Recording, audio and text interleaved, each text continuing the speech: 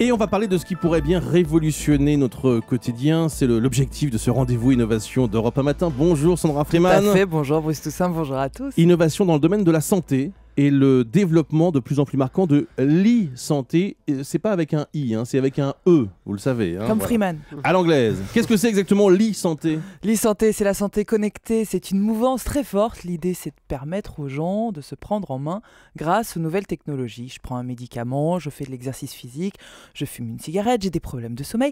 Des applications, des interfaces existent de plus en plus pour nous accompagner au quotidien, comme le ferait un peu un coach en fait. Alors, quelle forme prend concrètement ce genre d'accompagnement de santé ? Eh bien, différentes formes. C'est un secteur porteur avec en France près de 300 opérateurs privés, une dizaine dans le secteur public. Et ça va des plus petits acteurs comme une start-up française, Human Life, et son application mobile pour vous coacher et arrêter de fumer, aux plus gros acteurs, une multinationale comme Nike et son bracelet pour mesurer, calculer votre activité, encourager votre motivation. En fait, il y a aussi par exemple cette entreprise française, WeThings, qui s'impose avec des produits très innovants, son tensiomètre connecté pour mesurer sa tension artérielle, on le passe autour du bras, on le branche à son smartphone et on visualise instantanément sa tension, son rythme cardiaque, tout est enregistré. Faut pas confondre avec l'heure, quoi. Dans son app. Voilà, c'est ça.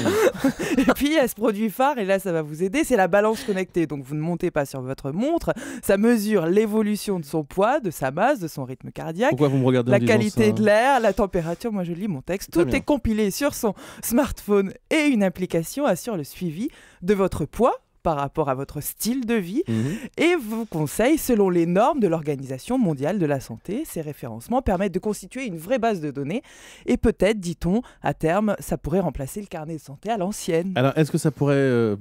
Ça peut vraiment marcher, parce que là, comme ça ressemble un petit peu à des gadgets, on peut le dire. C'est vrai, mais en réalité, ça reflète plus une mouvance de société, parce qu'on y répond à des vrais enjeux de santé, les suivis des maladies, face au vieillissement de la population, le besoin de bien-être chez les actifs, les gestions d'addiction, ou encore la pénurie localisée de médecins. Le marché global de l'e-santé, quand même, est estimé l'an dernier à 2,5 milliards d'euros et devrait progresser, d'après une étude Xerfi, de 4 à 7% en moyenne par an d'ici l'horizon 2017. Je retiens tout de même que le carnet de santé pourrait bien, le carnet de santé de nos enfants pourrait bien disparaître. Julie, vous vous rendez compte ? Je suis atterrée. Mais tout si on mais si on offre un téléphone portable à chaque nouveau-né, ça peut être une solution. Avec une puce sous leur tête. Merci beaucoup, Sandra Freeman. Allez, à demain. À demain.